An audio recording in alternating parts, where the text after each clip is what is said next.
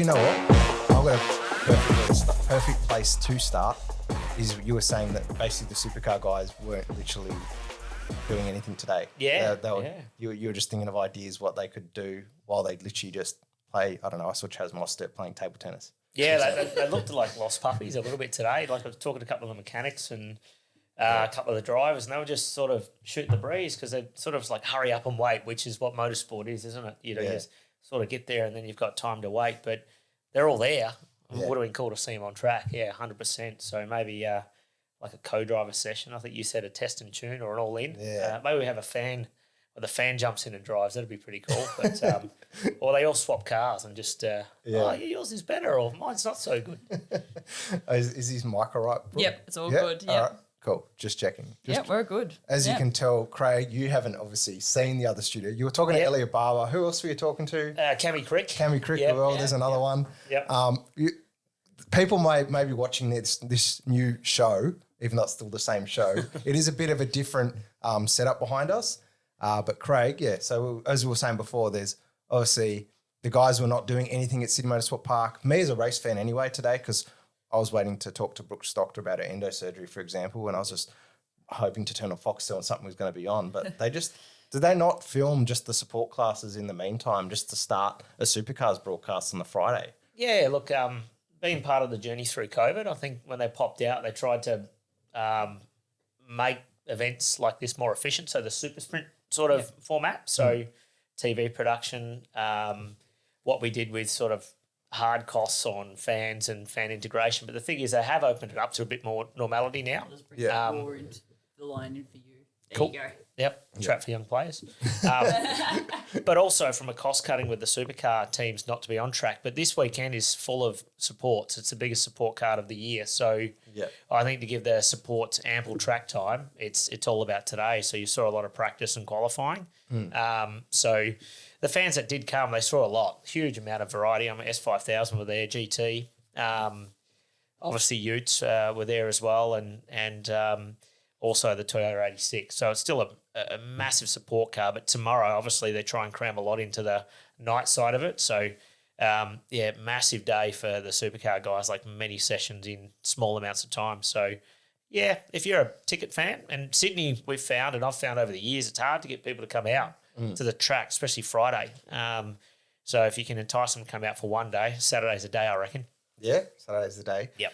For me, Brooke and I have spoken about this just because of the state racing and all that. I think what Eastern Creek struggles with, and I think some people may agree on this podcast, is in like Catalonia in Spain, right? They don't have like a train station near it or buses really to go out there. Like they have like in Northern Beaches here, the B line and stuff. I think the thing that Eastern Creek struggles with to get fans to the track and just general racing in supercars is they just don't have enough public transport for Sydney. Yep. Yeah. Yeah, you're right. I'm from South Australia, so... Yeah. Same. Buses, trains are terrible. So it's like Tailem Bend. It's in the middle of nowhere. Well, I say nowhere. It's, again, an hour in a car in Sydney versus an hour in a car in Adelaide. It's miles. You're in a different, almost like in a different country. But, you're right. It's hard to get to. And imagine if as I've got a fabulous Hawke's beer here, if you want to have a couple of beers and enjoy some supercar action, you can't drive and then get home. So, I suppose it's, that's probably one of the things is to drive versus get some public transport will be way easier. Yeah. So I want to get to know a bit more about like the Craig Dontas. That's why I brought you on here. I know I was actually Brooke and I were very eager to bring you here. For how many months has it been? I think it's been more than months. I was going to say, when you started, I remember last year trying to get Craig on and was always like telling me, I've been trying to. Yeah.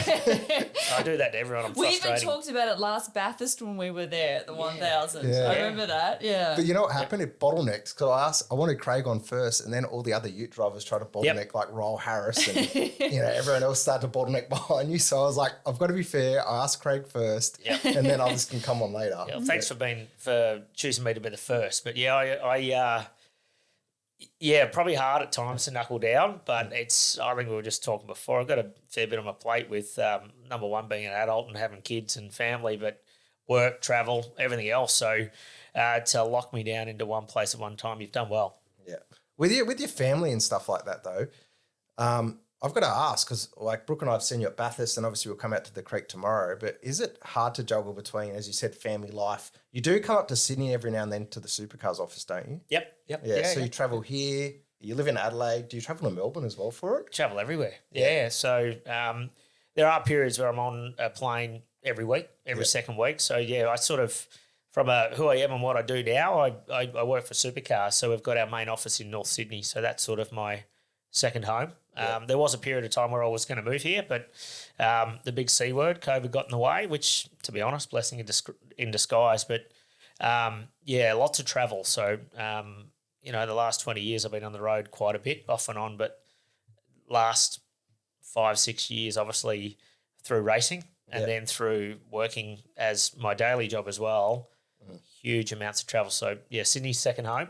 Melbourne's probably third home. And then Bris Vegas is fourth home, but Adelaide's number one. I'm pretty passionate about. Good lifestyle there. What's your like? I don't know how to say it. Like, you've got? Do you own Elliott Barbour's car? Because I'm trying to understand like how does your race teams work, or do you have like a percentage deal, like a I don't know, a stake in the TA2 car, or do you just help out? I know you own the Utes car, but how's all that work? Because you're close mates with Adam, as you said, upstairs.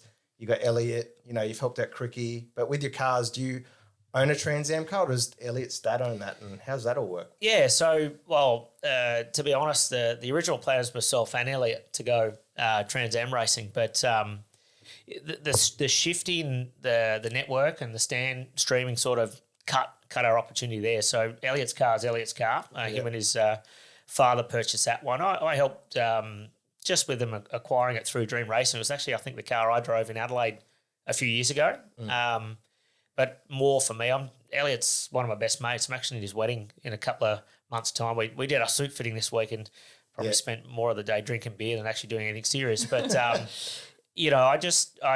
huge respect for EB. We've been mates and colleagues for many years, and through my relationship with Pioneer and the wonderful guys at Pioneer, the CEO is a massive fan of Trans Am. So it was a perfect fit to have Pioneer on a Trans Am. So essentially I look after the commercial stuff and EB does the driving and the preparation stuff. So all around good bloke, but together we're good mates, and we just go have a bit of fun with that one. Yeah. Now, I was doing a bit of research on you earlier in the week, and we saw remember the Shannons Supercar Showdown? Yes. Yeah. I copped some stick at work about that one. They finally cottoned onto it. Someone got on we YouTube. do have the opportunity to watch that. No. Yeah. I'm still cheesed off with that. Obviously it was a really cool opportunity to go and do it. That was years ago, and I was old then. But probably if I had taken it a tad more seriously, could have won that thing, but the criteria wasn't for an old guy to win it. I think we were there more for the fluff and the feel good. And look where Todd obviously got it in the end there, and it was more. I think he was already under the radar of Tim Edwards as well. But spent some good time with Bryony, who I now work with at Supercars on the TV. But then with Frosty and Will and Davey Reynolds, we had a great time. So there was a couple of behind the scenes things which. Was pretty funny one night, and there was a couple of policies there because we had some kids under 18, but I might have snuck out to a young Nathan Pretty's 40th and got in a bit of trouble. So that was one thing. I got in trouble there, and I might have led some of the younger guys astray every night because, as I said before, I'm a big believer of relaxing and celebrating the day, and I might have led some of the young kids astray. Yeah. What was it like actually being on a reality TV show? Because from memory, is that the only time like Supercars, or I wouldn't know because you might have a bit more knowledge than me than this, but has there been any other sort of shows like that, or was it the first of its kind? I think here in Australia, 100%. I think it was probably at a higher production at the start because remember the Kellys and Kelly Racing had a big part of it, and then it sort of transitioned more to I think Bruin and the guys ran it post that one. So it was. To be honest, it was a cool experience. Like I actually enjoyed it because it was a week off of work. I had a newborn at home, so as much as my wife hated me being away, I got some sleep, so it was fantastic. It wasn't glamorous though because we stayed out at Calder Park in the middle of winter, so it was like Antarctic out there, and it rained all week, and the wind blew us away some days, and every day we'd set up to do potentially, obviously, an exercise. You know, we get flooded out, and we'd have to sort of ad hoc it. So it was pretty funny, but it was cool. Like you think about experiences in life. Every now and then I'll bring it up at home. You know, I was in reality TV, and that's not really fake. Like the amount of shots and takes, and you see the effort that goes into putting in a show like that, and then the end result. It's pretty cool. Yeah. Have you ever thought of, like, now that you're on board with supercars opposed to back then, did you ever think of bringing something back to that in a way? Like Drive to Survive have done? Oh, well, could be like that. Yeah. Yeah. Oh, look, I think the world's changed a lot since then as well. Like you think about just social media and how far forward that has come, and the way people consume their, in their spare time. You're watching Netflix and you're watching all the different streaming ones. I think there could be an opportunity to do it, but how you would, I suppose, do it from a supercars perspective is you need support from a network or a production company. But there's definitely an opportunity. Yeah, never say never. I think everything goes in circles. So there'll be like a search for a superstar again at some stage, I reckon. Yeah. There's obviously fans, as you've seen on the internet, a lot of motorsport fans, negative and positive. Yep. God bless them. Yep. They're passionate. Yeah, they're passionate. Yeah, they're passionate. So obviously the Holden and the Ford things disappeared, and we'll go to your Ute days because that's why I originally brought you on here to talk a bit about yourself as well. Yep. But the Holden and Ford things disappeared, and now the Chevy thing's coming up. People are saying that supercars has lost their way, or the Ute series is different.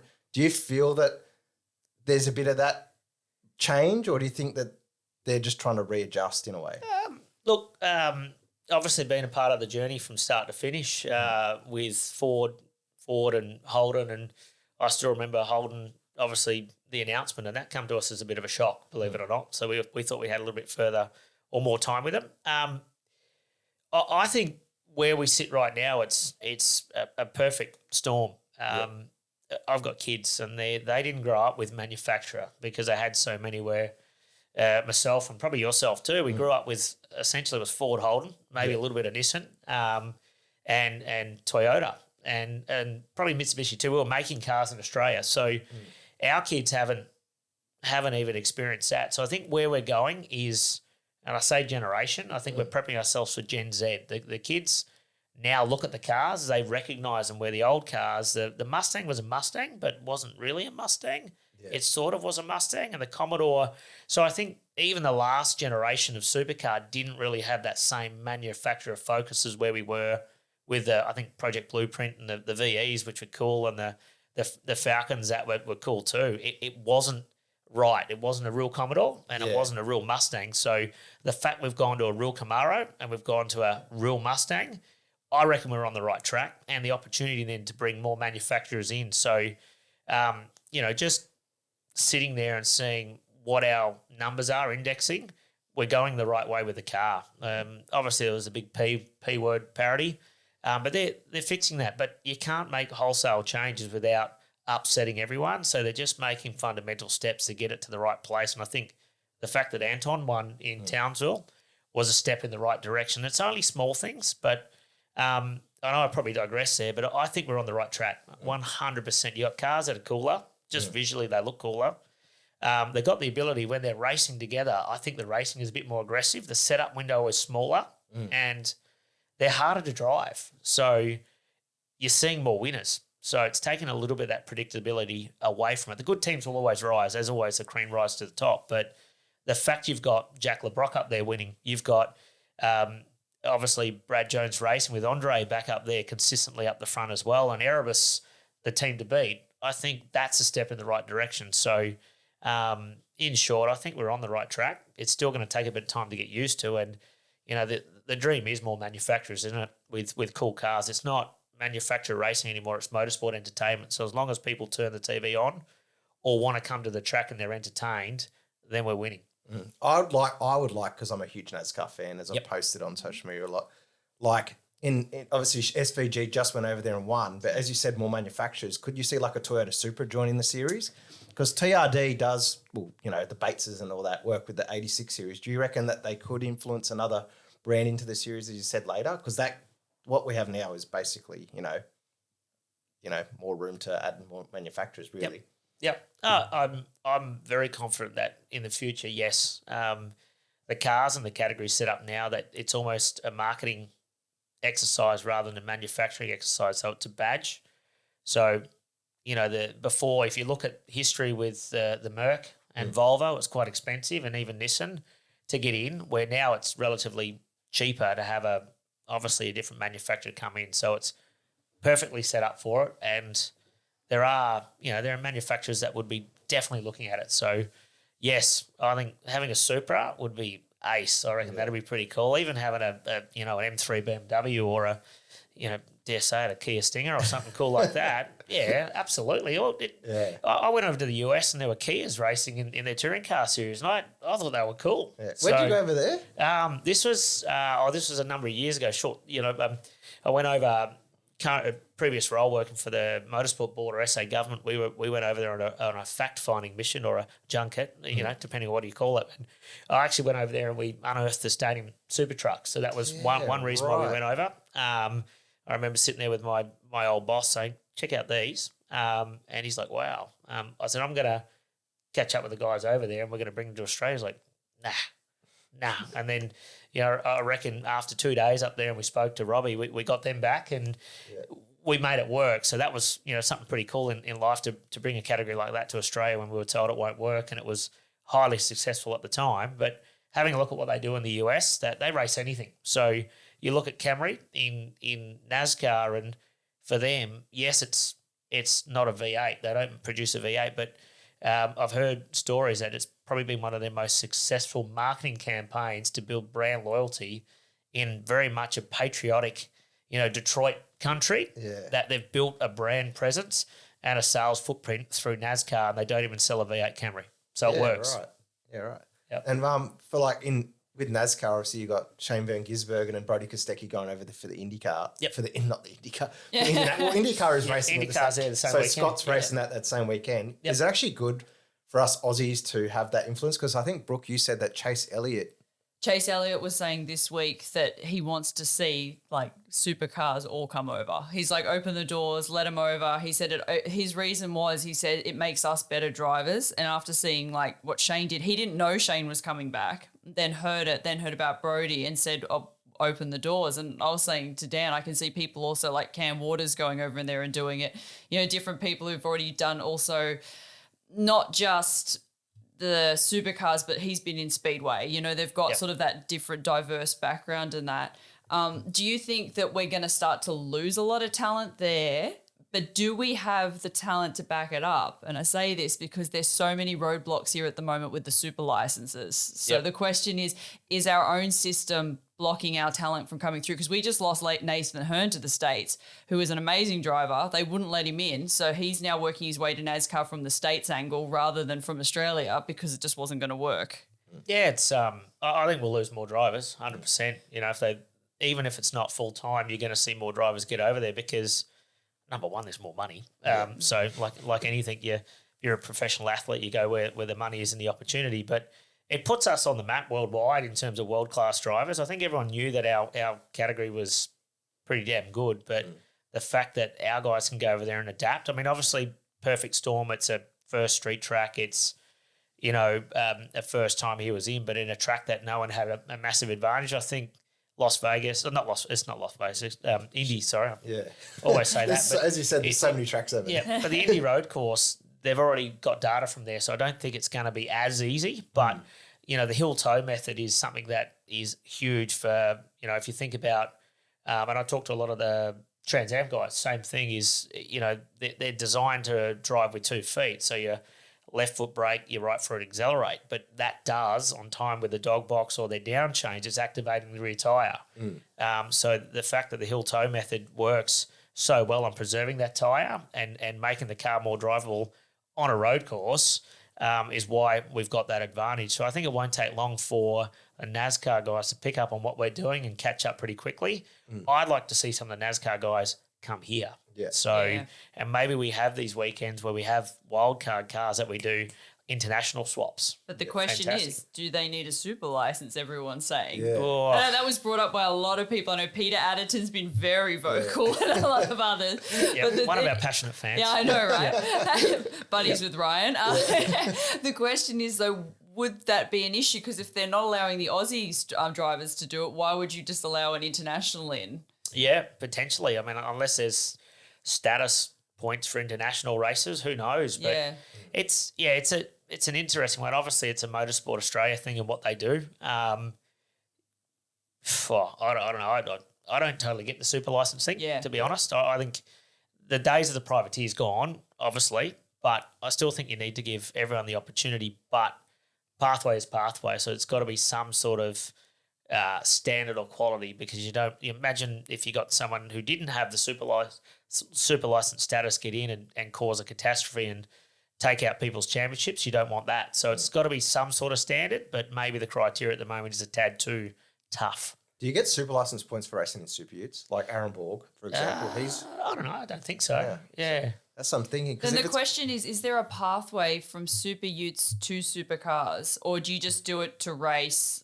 separately? And if you want to go to supercars, you got to go to 2 or 3. Yeah, because when you were racing at the start, you watched the stuff on YouTube, but you wanted to go to supercars, and the easiest way to do that was back then the old school Utes, which is awesome. Yeah, which is what SuperUtes is trying to replicate.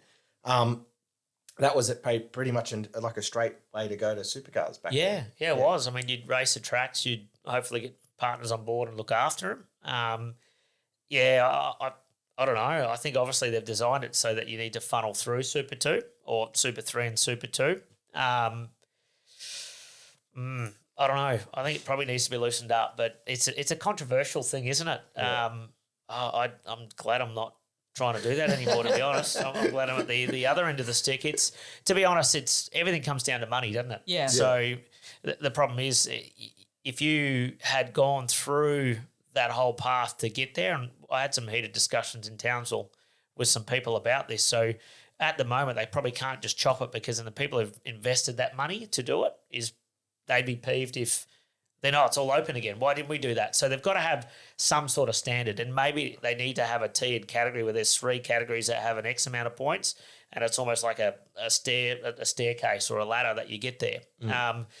The other question you asked was talent. Do we have enough? Like, if you look at last year in the pathway, I look at it as a ceiling, and you really got to punch that ceiling to get through into main game.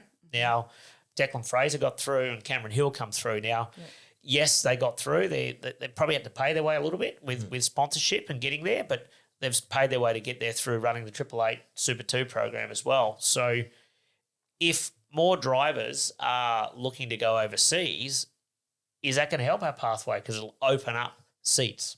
Yeah, true. So then you may look at teams then looking at investing more like Erebus and what Walkinshaw are doing now with their academies. So you've got, like I walked down pit lane today, and obviously you've got Walkinshaw now with the Toyota 86 in a junior development. So Erebus do their junior academy as well. So maybe this is a blessing in disguise where it could open up more seats in main game without having to then find more money. So if you think about running in Super 3, what's it going to cost you? $300,000-$400,000 a year without damage. Super 2, $500,000, $700,000. Then you got to go find $1 million to get into main game. Well, maybe that's not what you're going to need. There will be seats coming up. Yeah. So could be positive. Who knows? But I'd like to see more opportunities for young guys, but then it's on us and everyone else in media to focus more on building up the personalities, so then when they get to main series, they're a little bit more household names, rather than really this year, if you look at poor, Decker or even Cam Hill, they're sort of lost a little bit. They don't get a lot of media, and you don't really know them. We don't know them. We don't know their personalities greatly. So we probably need to focus more on developing media in Super 2 to create more personality. Then they've got a profile and they get into the main game as well. So, yeah. Yeah, because we had Cam Hill on the show, and I think that's what I said to Dan, what they don't see now. We've seen him this year in super cars, he's such a great storyteller. He's great at talking and just, you know, when he's there and that, but we just don't see him in Supercars, that personality coming through, which is crazy because I guess Dan knew him before and then we've had him on there and that. And I said to Danny, they miss a lot of that with some of them because they focus sometimes too much on others and not getting around the paddock and talking to others. Even we've had Cricky on here. Cricky's like a character. Oh, he's great. You know what I mean? Like he's a bit like his dad. Do you know what I mean? You shared a room with him. He doesn't shut up. Yeah. And no disrespect to Cam and Decker as well because they're great guys. Yes. And, I mean, obviously we all know them personally because we're in the game, but they sort of get, you know, under the radar. Yeah. And it maybe takes 2 or 3 years for, like, you look at now Brycey Forward, he's and Todd Hazelwood, they've earned their place to be there. They've had the results and they're sort of a bit hardened. So, and they're well known, but it's on them. They'll get there. They've got some great investors behind them as well who are passionate. So if they've got the support mechanisms, I think in time they'll build their profiles. But what's next? We've got some really good guys in Super 2 who, geez, you'd love to see him in, mate. Like young Wood who dominated in WA, and then you've got Kai Allen and Cooper Murray. There's some good guys. So if anything, man, you need to see how they get through. If you have a look at the podium at Perth, it was Brock Feeney, Will Brown and Brodie Kostecki, all guys that have gone through that pathway. And it was the youngest podium, I think, in history. So, and they come through that way and they built profile, but it took them time as well. So, yeah, I don't know. But in short, I think with some guys going overseas, it opens up the opportunity to help open up or ease up that pathway. Yeah. I gotta go throw it back to you though, because we're talking about pathways. Yep. You tried to get into supercars. You did was it a supercar test or you tested with a team? Long stories. I got many missed opportunities. Well, I was the people will like to hear, like the fans would love to hear how, you know, how hard it is to get, even back then, like the supercars test and that. Like, so what did you start in, go-karts first? Yeah. Go-karts. Actually, my first race, believe it or not, we dabbled in karting. Like, Dad would take us up and I used to have to beg him, geez. And then we got rid of everything. And then I finally, in my early teens, I talked him into getting me another one, which is cool, and started to show a bit of promise. I actually did a school competition where I raced all the dads. Really? And smoked them. It was awesome, you know. But obviously I had a weight advantage. I was, you know, I'm not big now, but I was a lot smaller back then. So it was pretty tough. There was 1 or 2 hard charges in that. And from there I ended up doing, remember the Grand Prix back in Adelaide? Like, again, Adelaide, God's country. I'm not going to say that too. But the Adelaide Grand Prix, and Dad had a corporate box there. So they did corporate karts back in the day. And I said, I want to race it. And so we had to get approval because I was underage. And it was like $4,000 back then. And Dad said, well, I'm not going to pay for you to do it, but you go find the money and I'll match it dollar for dollar, thinking, you're not going to get it. And so I basically got all my mates' dads. One was a bank manager, so I got them to put some money in and hit up some other people and got the money together. So I raced this corporate car. So my first ever race was in front of the Australian Grand Prix crowd. So the Sunday was 120,000 people. I got interviewed on the grid and I shit myself. And I was leading that race up until the last corner and got biffed off. But that got the passion to go, shit, I actually like this and I want to do it. And so we ended up not going into sprint karts. I ended up going supercars. And the reason behind that was Dad said, well, you're going to be racing at Mallala, you'll be racing at Phillip Island.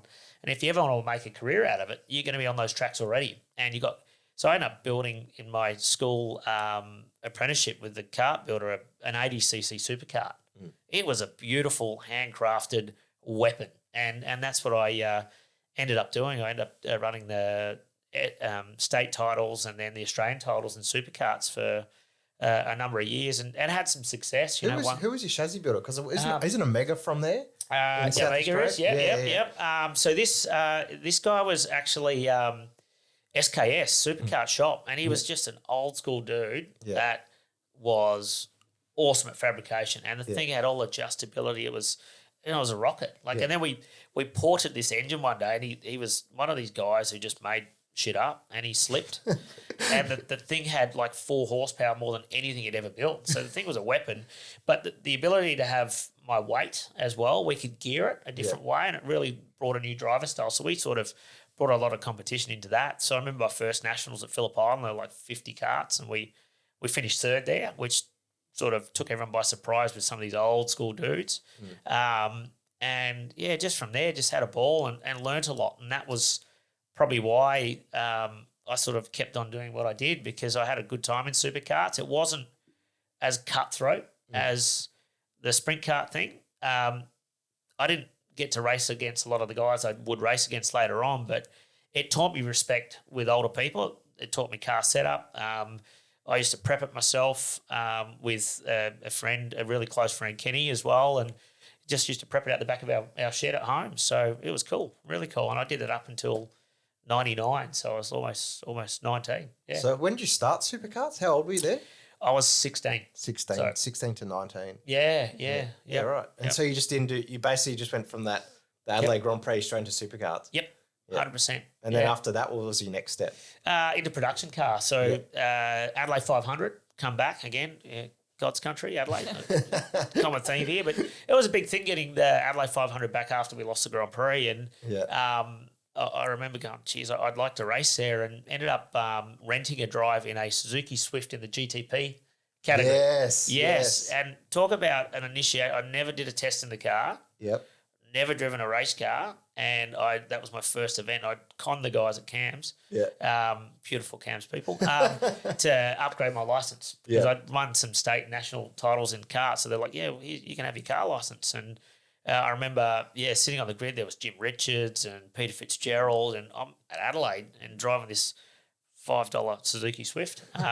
It was a really, really high-level team. It was called Biodrive. So, it was... You would have raced my stepdad Jeff back then in the GDP Nations Cup. It was pro car back then, wasn't it? It was pro car, yep. Yeah. It was a big series back then. It was awesome. Yeah, I still watch that now because I'm a big fan of Japanese 90s cars, and I look at those Evos going, why would you want to wreck them? But, so that was, got into cars, and then, so I did a year in that, and it was okay, but then we ended up building our own car. We bought a Commodore. It was a written-off Commodore. I remember picking up from the auctions, doing some skids in the back lane near work, and so we ran our first 3 years in production cars from our back shed at home. Yeah, right. Yep. So did your dad have any background in racing or anything, or were you guys just picking it up as you go? No, we did. It was a weird one. Dad was more into, he was actually, we were family friends with Peter Brock. So, you were family friends? Yeah, with Peter Brock? I just thought you idolized. They were really close. I went to his house, and Dad used to hang out at Birdie Street back in the day, and then when they moved as well, and even helped him out, obviously, through the tough times. So here's an interesting fact. He was sitting with... So Peter was sitting with Dad at the 87 Grand Prix in November in the corporate box. They used to have a herbal tea, as they do. And he got the phone call to say he'd won the court case for the 87 Bathurst, the win. Right. Yeah. Yes, he was sitting with Dad that day. Wow. So, and we had, so this is how close they were. Dad, we had his A9X at home for months, and then his 87 VL at home too. So Dad used to head up his, and this is, I look at now, like we used to have, in school photos where people had nice clothes. I had the HDT Marlboro or mobile HDT, like it was pretty bad. We were those kids, all the merch. But Dad was like the HDT Owners Club. He helped organise that, and he did a lot of private sort of support and sponsorship, and especially when he lost all the backing from Holden, he actually helped get his money together to run the Adelaide Grand Prix in his VL for the last time, and just stayed connected. And then HSV got I've got to ask about a Brocky thing since you were close to him. I watched the TV shows on him and stuff like that. What was were you around back then when he had the dime? What was the thing in the polarizer? Car? The polarizer. My dad was the agent for it. Really? We've still got him at home. Are you serious? Yeah. They got the polarizer? Yeah, he was a believer. Yeah. So, Dad was an agent for him. No word of a lie. And we've still got him at home. And to be honest, we've just finished restoring. So this is how close Dad was. Peter hand built a VK wagon for my mum. That was so Dad had the Blue Meanie, and he had literally the same car in a wagon, and it was hand built by HDT. Wow. And we've got it at home. We've just restored it. And then my brother's got a VL Brock Commodore, and they're still, I probably learn a lot about some of the truths about him and everything later on, and getting into the industry. It's not as fluffy as what it was, but my dad and my brothers idolised. We all did, It was we grew up around Larry Perkins, Peter Brock, all of these guys. It was a wicked upbringing. But every holiday was at a bloody racetrack. So that was the only sad thing. But shouldn't say that was pretty good. I was like, was it? It's a living now. Like I as much as I give Dad and my brothers a hard time now, if it wasn't for his passion, I wouldn't be doing what I do, and it provides a living. So it's pretty cool. Do you get exhausted by it? Like, obviously, I've heard on other podcasts, because I'm a big fan of Dale Jr., he talks about some drivers where they just, once they retire, like you've just literally retired last year, right? That's it for them. Like, they go into their business. Ambrose is a good example. Yeah. Do you know what I mean? Like, but then, like yourself, you've retired. Do you still have that hunger even now, just turning up for the job? Like myself, I would find it a bit of a struggle, because I'd be like, it's too much. Do you know what I mean? Too much of a good thing. Yeah. Because it's a drug. Like, racing's a drug, right? My role's very different now. To be honest, I'm so done with driving, and that's I'm hard on myself, because like, why don't I want to get back in? But right at the end, and I haven't opened up about it a lot, is I suffered a lot of anxiety because I couldn't do everything. So I really enjoy the job I do, which is I'm passionate about motorsport, and I love, I want to leave a legacy, or at least help grow and make the experience for everyone better. So I actually love what I do. It's really weird. I love going to a racetrack. That's the 10% of cool, is a racetrack and see it all evolve. It's the 90% of shit that you deal with through the week is a hard one. I wake up every day and I talk about supercars and car racing, and it does get a lot, but I love it. So it's not, it's passion. And a lot of people in our business, in supercars, there's passion there. So it doesn't get too much. The driving was getting too much, because that takes a lot of focus and a lot of commitment, and I wasn't giving it that. And I was letting a lot of people down, because you get out of the car and you got no time to think about going faster. You rock up to a track and you're half shagged already. And I was listening to a podcast, and I remember sitting at Tassie last year, and we had a great round. We were basically equal on points. We were off the front row and had an opportunity to win the round. And I'd won a race, and it was a bit of a return after COVID. And I'm sitting there going, I don't really want to be here. So something tells you there and then that you're pretty well done. And, I have a responsibility now with what I do with our commercial partners and the sport, and you're going to let someone down if you're doing it all. So I still wake up and love it. I still love going to a racetrack as much as I whinge about it. And, to sit on the grid at Townsville and Newcastle, and the work you put in and all the stuff you're trying to bringing new partners in and new experiences, and seeing, perfect example is stadium trucks. That was absolutely fantastic, that first event, because you've brought something that has enhanced the crowd experience. So you've actually contributed back to the whole outcome of what the sport is.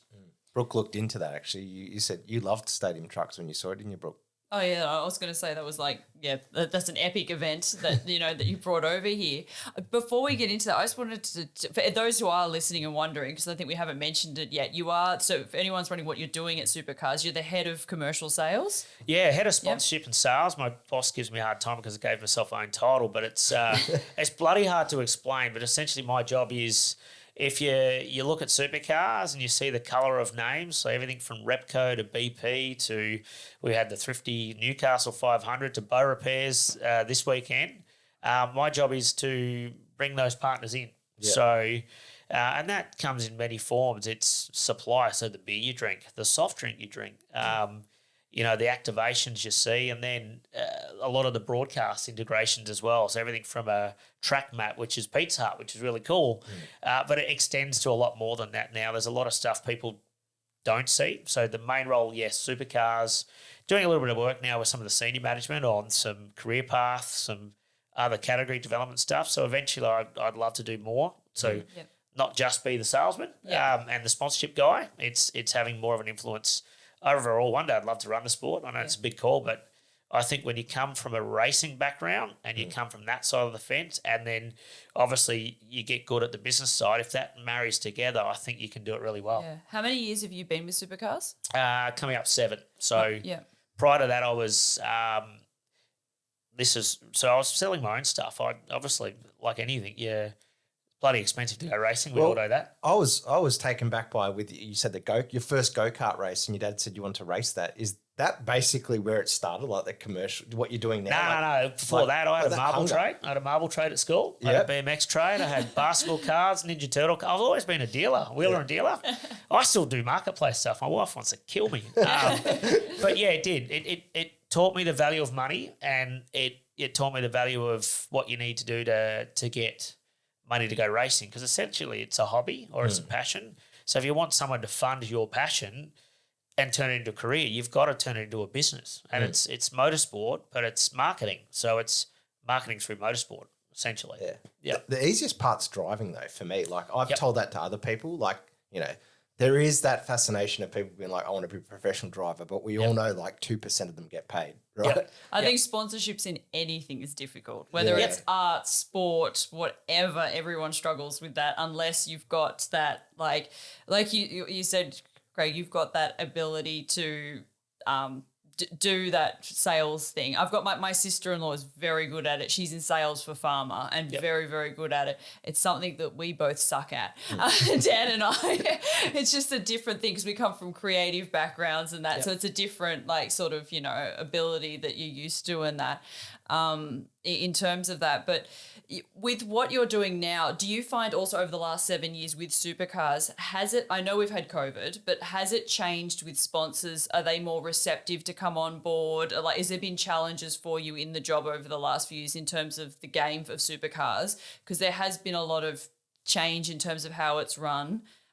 Were you there before when it was Ryan Sanderson running it and into it? Because there's been that change in also of how it's been marketed. So it's also looking at, has that changed how sponsors are receptive to it? I don't know, Sando. G'day, Sando. We are still trying to get him on. Yeah, no, he'd be a good yarn too. I joined literally just after the Archer Capital takeover. Yeah, okay. So that pre-Archer was amazing because it was obviously more run like an events company and so forth. Archer was still good, but obviously when you've got shareholders and having to bring a return, essentially what happens is the costs, your overheads you want to screw down and make your gap for profit is bigger. So that probably at times is a detriment to the sport. The biggest problem obviously was the time where the TV coverage was changed. The AFL deal took a lot of the sting out of the Seven deal with like our broadcast, and then obviously the switch to Foxtel, which it upset a lot of people. But without that switch, I think the sport may not have survived. Yeah. Because like any major sport, AFL, NRL, it's based around your TV.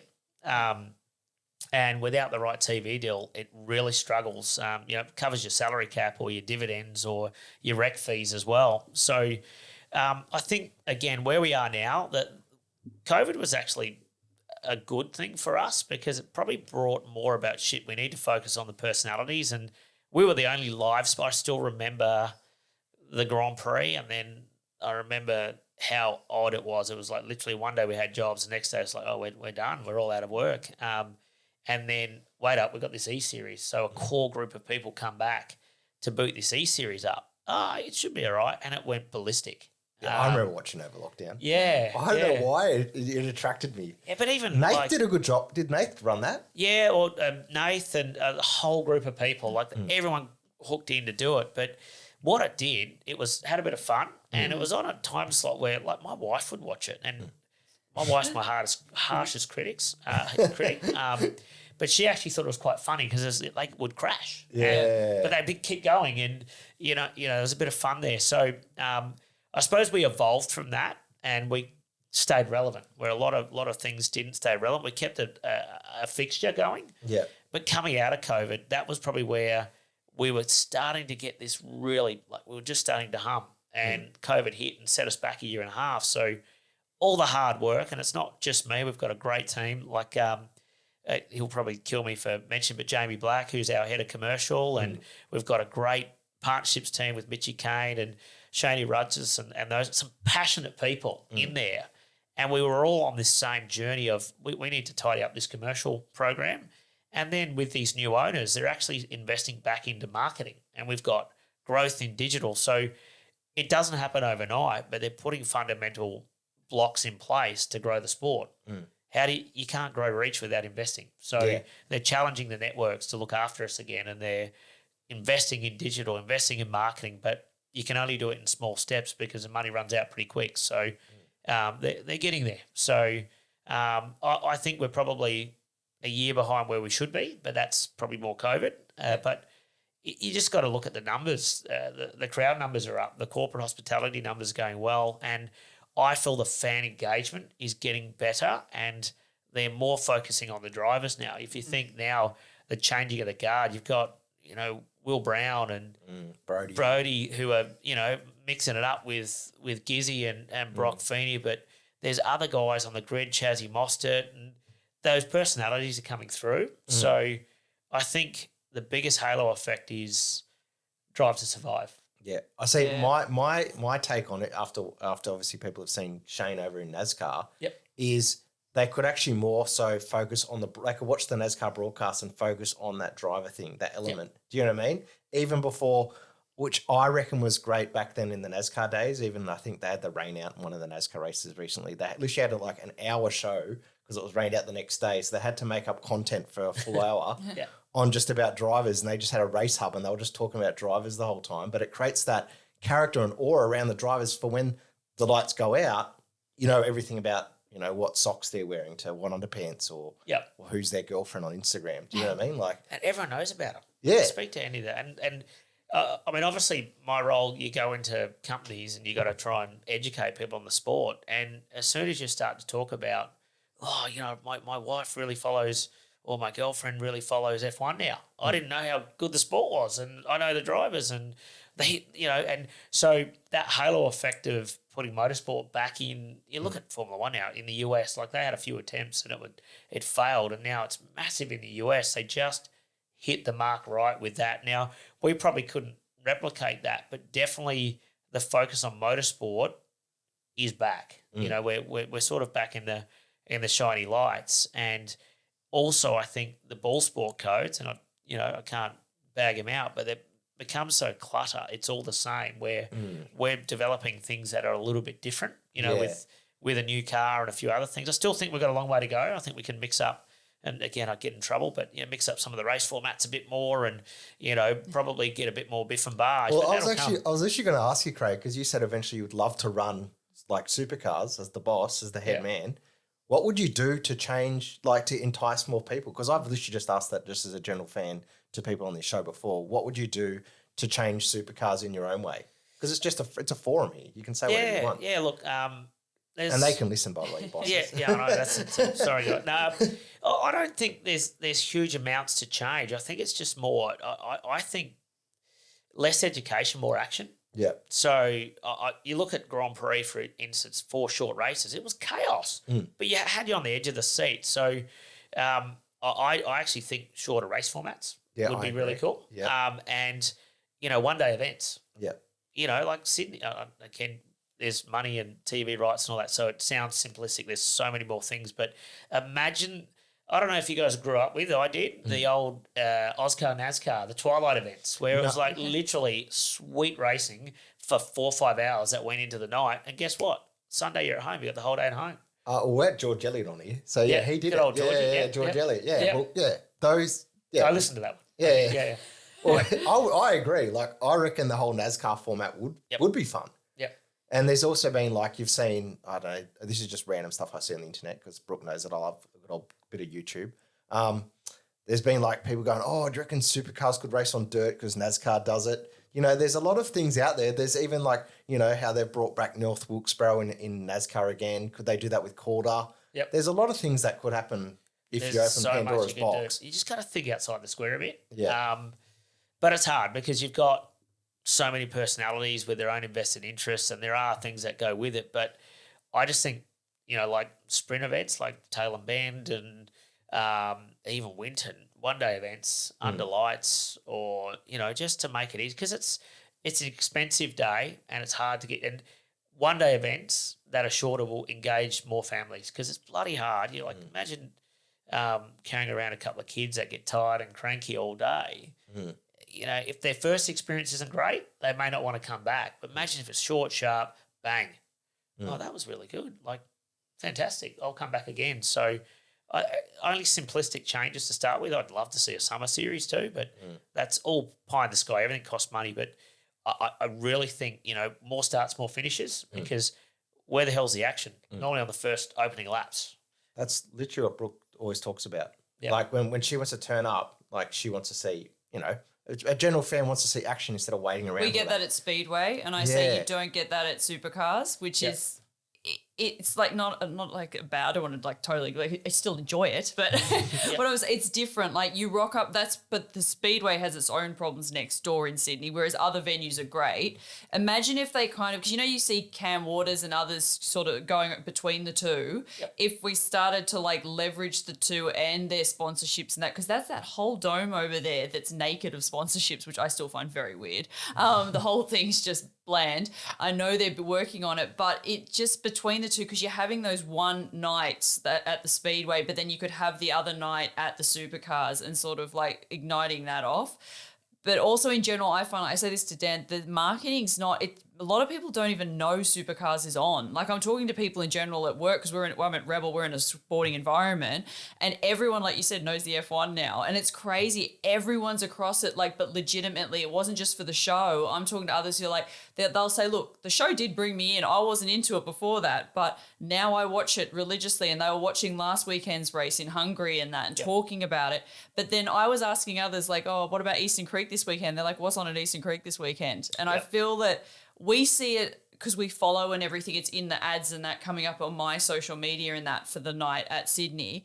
But it's just, I don't know, there's something about it that's not being seen for some reason across the board for the general public. My favourite generation of Supercars was when Pink was around. Yes. See, that's good. I know Sando. Everyone knew it was on. So as you said, like Sando was a big influence back then. Yep. Do you reckon that even just like a simple ad or something or a Speedway? Yeah. Maybe you have to need to bring that old school media. It's coming. Yeah. There's a lot of work in progress. So, but it all costs money. And, I think there's been more marketing. It's getting better, but I think there's a lot of it's hard because a lot of people openly say you're not doing enough, but there's so much that goes into building those plans and formats. So we actually have a new marketing manager at Supercars, and there's some things that she'll bring into that influence. So there's a whole host of things that are happening and coming. So don't worry, the heart's in the right place, and that direction is we need more noisy market. We need to educate more people. Events are on, and it will come in time. Yeah, and it's also on the networks. At the end of that, networks probably need to do a bit more about Supercars on 7. That's always the same thing. They might need to, you know what I mean? You almost need to. It's like, oh gosh, it's been done. Let's think funky. Like first time I was impressed was in Townsville. We had Ministry of Sounds. It was cool. Finally. And there's lots more coming. I think obviously Adelaide do a good job at trying to revolutionise as well. Yeah. But everything costs and everything takes a bit of time. So, you're right. If I was to one day get the hot seat, I'd probably have way more grey hairs.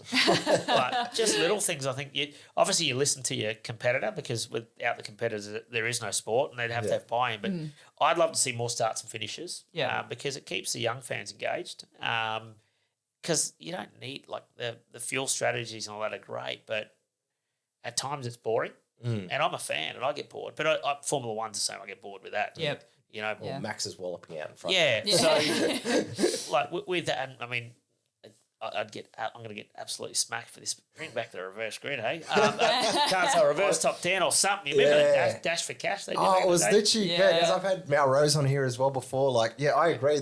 I used to like in the 90s, you know what I mean? When you said you loved Peter, you grew up with Peter Brock. They had the heat races. They had the Privateers Dash Privateers Cup. I understand. I understand it's different now because it's just a whole different business. Yep. But you're right. Maybe they could do a summer series. I think that's a great idea. To be honest, I'm thinking. Here's my thought. And all sport is about TV and commercial, AFL, the whole lot. But there's probably got to be a really healthy mix of sport versus entertainment. And at the moment, I think sport's still outweighing the entertainment. So if they can level that up, it's going to be better for everyone. And it's coming, but it's taking time. Yeah. What do you reckon, Brooke? I definitely agree with that one. I was gonna, but I think that's happening across Everything. Everything. Even like we go back to NRL, all of it. It's not just cars. It's a lot, Well, but a lot of it was also, it was all in upheaval and disheveled since COVID, and everyone's trying to refine their feet because a lot of people lost. These were industries. If you look at the entertainment industry and the sports industry, lost all the jobs, lost everything. And some people just went to totally different careers, like walked out and that. So it's now trying to find out who's where, and everyone's trying to pick up again, and budgets and everything. Well, now actually I've got to ask you, Craig, this, because now we're back in Sydney. Yep. Sydney was literally in COVID Groundhog Day. It was, yeah. Awesome. Does that, does Lucky that, you're in SA. how did you actually, were you here the whole time for those? No, because we were locked out. Oh, was it remote, was it? How it was working? Yeah. We had skeleton staff. Okay. So some stayed on the journey for the whole time, and then depending on we flew some people into Queensland who could do it. Yeah. I was in Adelaide, so literally if I come to an event, I was looking at my watch on my phone. You know how many times I got sent home? I was at Bathurst, get on a plane, get home. They're going to shut your borders again. It's like, yeah. So, hats off. It burned a lot of people out. We've actually lost some good people because it just burnt out. Other people found different lifestyles and different ways to go about it. A lot of people stayed as well. Even in our little department, we've come out tougher finding people with good history or cred, and also that unfortunately the work from home thing is sort of it's almost like a hangover. To try and get people to want to keep working in the office is hard, and then to work away is hard as well. So I think and that's not just in you look at the big banks and they're forcing people to come back to work. I think everyone got a little bit comfy. I spent some time in Melbourne the other day, and the town's still like a ghost town because I heard that. Yeah, it's horrible. I'm like, Jesus, is there main streets that she just boarded up in a way? Not that bad, not but that definitely very quiet or lots of shut shops. And mate, Melbourne was the place to be back in the day. And I'm like, Adelaide kills this, And Sydney's bounced back. I think Sydney's been most amazing. people are back now. Yeah, it's if anything, there's the fight. Everyone going, I don't want to be full time in the office, and a lot of offices going, you will be full time. But obviously, I think we've become all more efficient and better off through COVID. Yeah. I think so. It's made us appreciate a lot more, but it also feels like we've sort of picked up and gone again. So I spoke to someone, actually my brother the other day, and he said, we were smashed all the way through COVID. And he was kind of jealous that a lot of people got it. And again, it's probably a selfish thing to say, but he's kind of jealous that he didn't get that time to reset because they were so busy the whole because they were essential service. Because I'm now shagged, He's your twin brother, isn't he? Yeah. What does he do? He's they're in tools. So our family background's tools. They're I don't know if you know steel shops, chainsaws and all that. Yeah. So both my brothers are into that. So, Yeah, right. Yeah. I'm the black sheep. I never got into tools. I stayed in cars and hustling. That was it. Did they race? Did they race at all? Have they done any racing? Yeah. Troy, he got into it a little bit later. He actually raced Utes a couple of times. Oh, yeah, I remember Troy. Yeah, I remember Troy racing. And then he's just sold his XL because it was getting way too expensive. It was the world's most expensive XL. He was on bloody dynos and flowing heads, and and I said, dude, you're not enjoying it. You got into it, enjoy it, and you're spending all this money. So you got to offer he couldn't refuse, and he's. I wouldn't say he's been forced into retirement, but he's definitely focused back on his business, and he's actually talking me into we might come back and do an XL Enduro later in the year. And then my older brother, Marky's sort of was going to get into karting. He was actually a handy go-karter, but never really got into it. So yeah. So hang on, your brother's done. So that's what I was going to bring up with the XLs. Yep. Back then, because everyone was getting bored. That's what I was trying to get to. 888 started building cars too. I know we're one of those cars. A mate of mine's got one. Yeah, beautiful thing. Yeah. There was that period in lockdown where everyone was just getting bought in XLs with the cars, like Dane, Nash Morris. Yeah, they're all driving them and having fun. Yeah. It's a great category, but it's like anything. The competitive nature got into everyone. They just keep spending cash. Yeah. What do you think of obviously with the Toyota 6 Series coming through? So you reckon that way, what Brooke was saying at the start of the conversation, do you reckon that's where the untapped talent's going to come from when, Brody or Shane or whatever go overseas? That's where will it be quicker? though? Will there be like a kind of thing in NASCAR where they just jump from truck straight to the main game, or do you reckon they'll just? No, I think I think if you were smart, you'd still go. If I was doing it again, obviously 86 Utes, and it's not a sales pitch here. I think you've got a lot of real estate there, and they run a pedal box the same as a supercar. They've got adjustability with brake bias. And it's a big, heavy car. That tyre goes off really quickly. So, if you look at your progression, you jump out of an 86 once you've done that program, because that's an amazing program and, geez, it's competitive, into a Ute maybe for a year, get some good sponsors on board, because it's a cheap category to run. It's actually really cheap. Yeah. And then I just look at Super 3 right at the moment and just have a look at probably 3 or 4 names there. Holy moly, young McLeod is exceptional. He's in the Datsun or the Nissan. They're a bit of a weapon, but you got young Nash and obviously now you've got a young Kelly in there as well. So you've got that next generation. So if you think you got some wise people who have sort of actually, and then a mate of mine, Jeremy Gray, his son's Ryland's doing really good in 86. So he's now been picked up in the Tickford Academy. So you just see there's this natural progression. I reckon probably, and Jero ran in Ute, so he knows that career path too. And I reckon you probably get his young lad in the Ute every now, it's inevitable he might have a run too. Is Tickford going to run Gray in Super 3? How is it going to work? Or is it straight to Super 2? Probably test maybe next year, I reckon, because he's going overseas, because he did really well in New Zealand as well. Yeah. So the SuperUtes, they're 6. Yeah. So they're not sequential. 6-speed HPAC. Yeah. So it's the same gearbox that was in the old Ute. Yeah. Okay. Same clutch setup, and obviously we went to it's an LS. They're all LS engines now, so very similar to what's in the supercar, but obviously a level down. So they're all AC Delco, GM, crate race engines, Haltech engine management, and control clutch, control gearbox, tires, brakes, wheels. They're pretty good. Look, everyone keeps thinking about they're not the old Utes, but you're not going to get them now. They're sort of in the past, and they were awesome.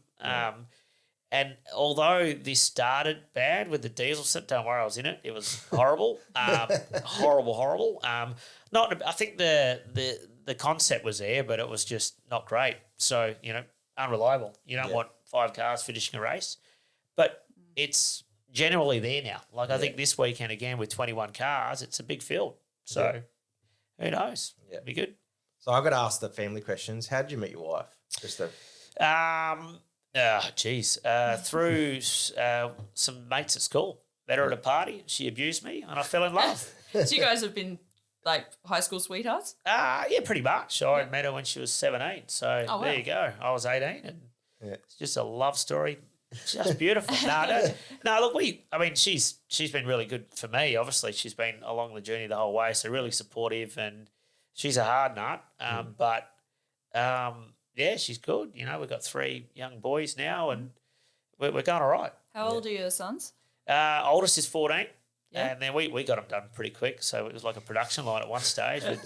So 14, 12 and 10. Any interested in racing? Yeah, they were racing karts for a bit, but they're so busy with their school and club sport. So this is why I get in trouble. I'm away this weekend, and my poor wife's got 3 to 6 games a weekend, trucking them around. But I wanted them to concentrate on their school and their school sport, because I think it's really good for their personal growth. And then we had the karts. Young Sammy was driving, and he was enjoying it. The other 2 were a bit young at that stage, but he wasn't really enjoying it, and I didn't want to be a dad to push him. I actually went back and did. How's this? At 37, I made my debut in sprint cars. Really? Sprint cars. Really? Yeah, I went back and did the state championship. Yeah. What class? Don't laugh. 125 restricted. Oh, that's fine. A lot of people compete. Yeah. So I did that. I went and did open. I got my ass handed to me on a plate. I ran mid-pack, but I ran an old car. It was pretty old. I don't blame you though, but they do hurt your body. Like at our age. Yeah. But it was good. I was running up on the podium quite a bit, and that was pretty cool. And so I did that so I could work with Samuel. And he enjoyed it, but they were small fields, and I was doing it with a really close mate of mine and his son, and then his son went back overseas, and it sort of took the sting out of it for Sammy because he didn't have his mate there. And also I started testing during the week and getting real serious. I'm like, what am I doing, you idiot? So was George Gutierrez at the track with you? No. He wanted me to get out there with him. Yeah. But no, he probably beat me at that too. But I ended up getting rid of it all, to be honest. So I thought, bugger it, I'm done. I hung on to one of the kids' carts, and I just said, when you want to get back into it, you come and see me. Yeah, right. Yep. Is any of the kids, though, is into any other sports, though? Like, is he not pushing, like AFL? I know it's big in South Australia. Yeah, AFL and soccer. Yeah, okay. Yeah, and they're all sporting buffs. They watch every single sport. They're watching Matildas at the moment? Yeah. They're watching that. They wanted to go. We didn't get there, obviously. They know all the numbers and names. They tip, and they're right into it. They watch a bit of Supercar too, I think. Yep. And that's why I think we're on the right track. I know this is really funny, but I always say the people closer to you are your harshest critics. And my kids did not want to know about supercars at all. They thought it was boring, and they love Utes. They love the Utes. They're like, Dad, they were cool. They hate the new Utes, but that's okay. They're getting better. But they got on board through COVID. Yep. They actually taught me how to use, because I was actually the driver standards officer. Yeah. That sucked. I was copping it every week. So my son helped me set up all the Twitch feeds and got me all up. And he was only he's 3 years ago now, so he was only sort of 12 then. But then from there, they fell in love with the Gen 3s. Yeah, so now, I took Harry, my youngest, and he loves Chaz Mostert. I loves Chaz Mostert. And then Zach, my middle child, loves Cam Waters. Yeah. Loves him. And I remember taking him to meet Chazzy, and he got a handshake. He goes, I'm never going to wash this hand again. So they passionately follow it now, you know, and they follow a bit of Formula One. And so the tides are turning, but I'm letting that just naturally. I'm not going to push it. I don't want to be one of those dads. If you want to get into it one day, cool, let's do it. I've got to ask, though, you mentioned about anxiety ages ago. Yep. How did you, handle it? Because for me as well, I have autism and a bit ADHD and anxiety. I've got that too, ADHD. Yeah, I can't sit down. Yeah, that's what I mean. And Brooke's a bit hyperactive too. But it's my own special self. But in that racing environment, because it's so high intensity and you have a lot on your plate. Yep. How did you juggle it and keep it down, or sometimes you get into that depressing mode. You know what I mean? It was hard. Yeah, weekends you couldn't snap out of it. That was the hardest thing. I actually worked with Simon Wills. Yep. He's probably one of the most underrated driver coaches you would ever meet. And also worked with the sports psych, to be honest. Yeah, right. Yep, sports psych was a big one about process and also little points to release, and then having a routine. I think, and you'll see a lot of the AFL players. You still a lot of the AFL players, and he said you might see this guy's got tape and he's got a couple of letters. And I think, like he said, even you watch who's a tennis player who runs the three things on his fingers as well. Hewitt? No. Yeah, no, not Hewitt. He's Raffer. Oh, yeah. Raffer. Jim Curry would say Raffer. But then they draw stuff on their hands. So there was they just talked about process, and then with Willsey it was more about the driver side, the points and all that. So yeah, it was hard, because doing multiple roles was pretty tough, but. I think, I don't know, number one, you ignored it, but later, as you got a bit older, because you had more pressures outside of it, there were more things to try and departmentalise, so family and life and kids and then work, and then because your work role got bigger, it was harder to just block out and go, she'll be right, and jump in the car. So earlier in life, that was easy. It wasn't even a factor at all. It's only later in life it's gotten there, but that comes with more responsibility, I suppose. So when I say juggling it, you just tried to stick to your process.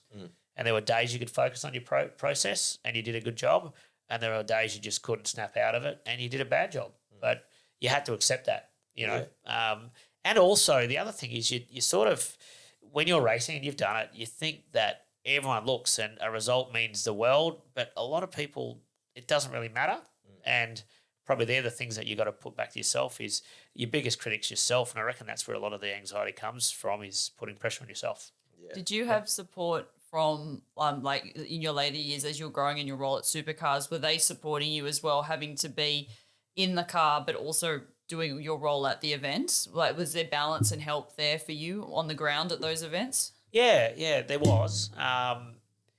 at times I probably felt I was an inconvenience to them, but at the end of the day, my role was at times should be done before we get to a race weekend. Yeah. But it also helped. So you look, the reason they supported is because it actually was a point of difference in opening the door to potential partners and so forth as well. But there was, when we got to those bigger events and when we got a little bit more successful from a commercial sense, there was more responsibility. So, they supported a lot where you couldn't chip in, but then also there's positives to it as well. So, but in a sense, that bloody support, especially my boss has always been really good, giving me whatever time I need and never really once questioned because it was to their benefit. So if it ever encroached, then I think they would have pulled it up. But they've been great and they never enforced a thing on what you can and can't do.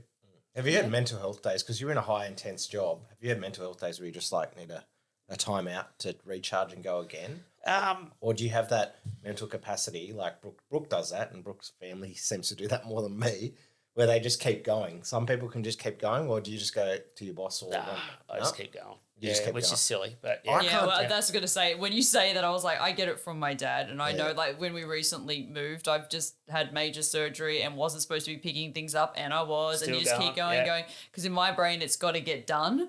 And it's not always a good thing. You need to stop and know. I need Dan to tell me. Like, I remember him at midnight coming to the kitchen and going, "You need to stop unpacking now." Chill out. And it's the pursuit of perfection, isn't it? You just want to keep going because you want it done. Yeah. So but no, I get what you say. I probably should have more time off, but I even if I have time off, I'll be doing something. Like I'll go out and do something around my brother-in-law and my father-in-law and all the people that I'm around, they give me a hard time because I don't sit down. I'm always got a project. I'm always doing something. Yeah. It's weird. Yeah. Can you tell me any Brocky stories? Because I actually want to know. Like, have you got any interesting ones in the bank that aren't too controversial, but you can say which were funny? Oh. That someone may not have heard of, but hasn't been on TV? No, not really, because I was too young. Like, I was only this was in the 80s and early 90s, so I was only... Even what has your dad told you any funny stories? There are, I can't really say it. A bit controversial. I don't know. No, I honestly, racking my brain, I don't have... We used to give him a hard time because he used to pull his pants up really high. That was about it. But no, I don't... No, unfortunately, I don't have anything good. Nothing meaty. Yeah. What was your first?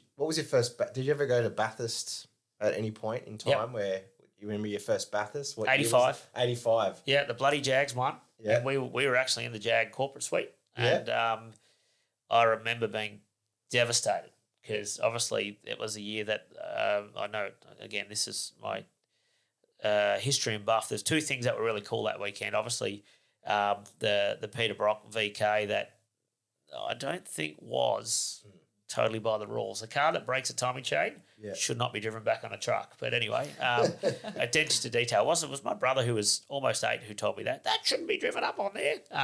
So I remember he broke the timing chain coming through. So that was really cool. Yeah. And then I remember seeing these little M&M cars driving around the track, and they were Nissan Pulsar turbos. And if anyone close to me knows, I'm a Pulsar nut. So I love little... turbo 4-cylinder bangers. So there you go. So 85 was my first time. Yeah, right. Yep. With the whole family. Did you make it a regular thing, going to Bathurst? No, Dad did. Dad went up every year. He used to stay at the house with them. And Dad used to drive the car in the parade and all that sort of stuff. But I went in 85, 89, 91, and then didn't go for a long time. And then my first race there was 2000. I raced there. First time, so that was daunting. Yeah, but it was good. How'd you become close mates with Elliott Barbour? Because you're saying you're going to his wedding and that. How'd that happen? So fast track racing. Okay. So through that, I actually was driving for fast track racing in Utes. So I was driving for a team out of Queensland in big gun racing, and ended up getting. We were at the Denny Ute Must and had a couple of cold beverages and got talked into coming across to Melbourne and coming to fast track racing and through Dave Murphy and Kim Jane. So is this the same fast track that has fast track experience? Yes. Yep. So they had their own race team. Yeah, they did. Yeah, off the back of it. So Georgie Elliott was my teammate, Kim Jane, and myself. And then Elliott, obviously, through the connection with Marshall Brewer, that's his uncle. Yeah, so right. I met Elliot through that. He came up and did a ride day one day with us. I knew him before that. He used to hang around. He was only really young.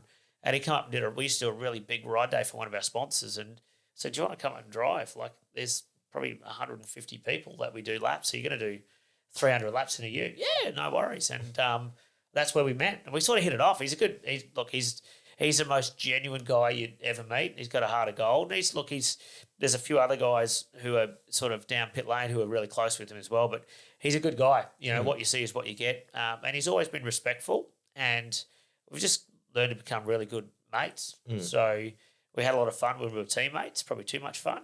And he always does a really good job, and he's really respectful. And, you know, if you tell him to do something, he says he's going to do something, he follows through, and he's a good guy. Yeah. So you're saying Marshall Brewer, is that Karen Brewer related to? No. Karen Brewer was my teammate. We used to do supercar endurance races. So when she was a Castrol Cougar. Yeah, with Melinda Price. Yeah. So she's Adelaide. She's from Adelaide. Yeah, right. Yeah. I thought Marshall and Karen were related, but that's everyone used to think that. Yeah. So Marshall Brewer was Marshall J. Brewer. He was Melbourne based. He's still going. He's still fit as hell and doing what he does. So I was only talking about him the other day with Elliot. There you go. I got to ask about. You said the summer series. Yep. I was talking to obviously George a while ago on the podcast about this. Do you reckon back then, if NASCAR had taken off in the right direction and had NASCAR sanctioned by the Americans over here, do you reckon it could have taken off and had more of a presence here in Australia, or do you reckon it was always bound to fail once Bob Jane basically, or however that happened? Yeah, I think so. Yeah, it was always going to be a sinking ship. Do you reckon, in your opinion? I think so. Yeah, like we didn't have the quality. I suppose we had the quality, but we needed more ovals. We only had one, and I think the day it was I wasn't around. I didn't really know, but you hear stories obviously with when Kim gets a bottle of red wine. You hear a lot of stories, which is good. Old Pops, but he will kill me for saying that. But you know, it was obviously underwritten. There was a lot of commercial money around it, but as soon as the money stopped going there, the prize money, it got so expensive. So I think it needed more oval tracks to probably get the US to buy into it. Yeah. They're really cool, Indy and so forth. But, yeah, it's just sad. The money ran out, basically. So, yeah. We'll talk about the Castrol Cougars. Obviously, you got the SuperUtes this weekend, which you've obviously been a lot behind. You've got two women in the field now. You've got Holly Espray and Alexandra Best. Do you reckon it's actually a good thing now that there's more women coming through the series? And I actually find Holly quite interesting. Like, it'd be great once she matures in her career a bit more to come on the show. Yep. It's actually interesting to watch her be like her own mechanic. It's actually a rare breed of race car driver. Yeah, 100%. They'll know exactly, you know, what's happening, and like anything, you need to be in tune with what's going on. So I reckon it's pretty cool. It's a hard one. I still would love to see more, and I say women, girls, in all areas of the sport, engineering, mechanicking, obviously driving as well. It's bloody hard. Like look at what AFL have had to do and NRL to invest into really bringing that up to it. I don't think it's probably taken seriously enough yet here in Australia from a junior level. I think the karting stuff is good, but it's not attractive for a young girl to go karting still, I don't think. So I think probably grassroots it probably needs to be improved a bit more to then give opportunities for more women in sport. I think having Holly and Alexandra in SuperUtes is really good, but they probably haven't had the support from a junior level to be, I'd say, be up to speed as quick. You know, it takes them a little bit longer to get up to speed, and it's bloody intimidating for them as well. Big, heavy car. But I'd love to see them go good. My dream, I said this many years ago, I want to see, imagine if Simona had got in the top 10 shootout at Bathurst. That would have been sweet. Yeah, I know. Well, she can, and Leanne Tander. Why haven't we not seen others there? I don't. Oh, she was in Supercars. Yeah, I know. I guess I don't know. I look at it. We're seeing a lot of growth in other sports for women, like you never thought women would be in, like fight sports, like UFC. We're seeing it in one championship. That's massive now. They're bringing them on the cards. I train jiu-jitsu. Women are picking up their like left, right, front and center, especially from a very young age. We're talking like 5 years old and above. And you're now seeing it with the Matildas, and they've just recently released the data where they showed the Matildas sold out, what was it, like so many significant more seats than the Ashes, and Nike sold more in terms of income from the jerseys than they did for the Socceroos when they played here. And it's just showing, like, they did stat after stat after stat recently in a social media post showing that women's sport now brings in the bottom line, whereas the men's, they're saying, well, they do, but they're absolutely taking over. I think the question is with motorsports, I don't know. I feel like there's still, I'm seeing it around the track, there is still, it seems like, barriers to entry in terms of how I can see there's huge changes. They're trying to bring in a lot of programs, but I came through the engineering path years ago, but not in cars, in different engineering. But I don't know, it just doesn't seem as that there is still roadblocks, I feel like, for a lot of the girls there and that. And I think a lot of that still needs to change. But I do know this is a complicated sport because then you've got the money issue, which other sports don't have. So not everyone has the money to step into the sport, which would be... How would you take that as a business point of view? If it was a perfect world, Craig, how would you actually help that develop? Because you got the business mind. Would you start with like go-karts? Yeah, I think investing in putting money back into scholarships. Yep. And actually getting them through the pathway properly. That's all it needs. Yep. You know, if you get 2 or 3, like you think about, say, it's like growing a tree and watering, putting a seed in and watering it. If you invested at a young age and gave them support the whole way through the correct pathway where money wasn't a boundary and they had the best equipment, you know, they're going to pop out at the top end and they're going to be, you know, they're going to have the skills. Yeah. And that's the thing. It's money's a boundary. And, but it's for young boys as well. Money's a boundary. So I think it's, from a business case, it's almost investing in 4 or 5 young karters and helping them from start to finish, full stop. Do you see, because you're in the sponsorship realm as well, do you see sponsors shy away from, like, if they had to pick, they're in the motorsport realm, say at the supercars level, are they more going towards the males than the females? Because there is also this, I feel like it's a myth. They say that the women aren't as strong as the men, and I don't believe that's true in motorsports. I think you can be just as strong, and, you know, a lot of it's to do with your reaction times, your mental ability behind the wheel, because a lot of it also is having to be alert for a long amount of time that other sports don't have. Do you see them shy away from that, or that it doesn't bother them? Or No, I don't think so. I think it depends on every brand or every sponsor has an objective. So it depends on what their objectives are. Now I think diversity and sustainability are the ones we're always crunching on in every partnership moving forward. So the hard thing is I don't think they can mandate having a male or female because then you're preferential. Yeah, no. But I think you just, if anything, the companies will be looking for what ticks the box, and if they're ticking all those boxes on what they need. So if it's social reach, if it's how they are as a brand ambassador, what is the product, and then performance comes into it. But I don't always ultimately think any sponsorship arrangement is based around performance, because if you're doing a good job in every area, it should be fine. And then the performance is the bonus. You're already at the top level. So I know, again, I was a roundabout way in answering that, but I don't think there's any boundary for sponsors to go, well, if it's female, we're not doing it. I think as long as they're doing an equal or better job and they tick their box of objectives, it's not a problem. Yeah. See, I think Simona, because she's come back here now, but I heard it on, I think, the driver's seat. They were talking about how she was on the cusps. She was with the Kellys. Yep. The Nissan deal was full in place, and then they sold the team. They just went in. Went to a different direction. But anyway, they basically sold it and went a different direction. And Simona had to go overseas or do something else. If that plan had stayed in place, she was at that point where she could have just kept going because she'd found out that was it. You know what I mean? Like, I think it was pretty close. I think they were talking Triple Eight when. Yeah, that's it. Yeah. Imagine if she had gone to Triple Eight and had in Triple Eight's heyday then giving her the same car. You know, like she was running.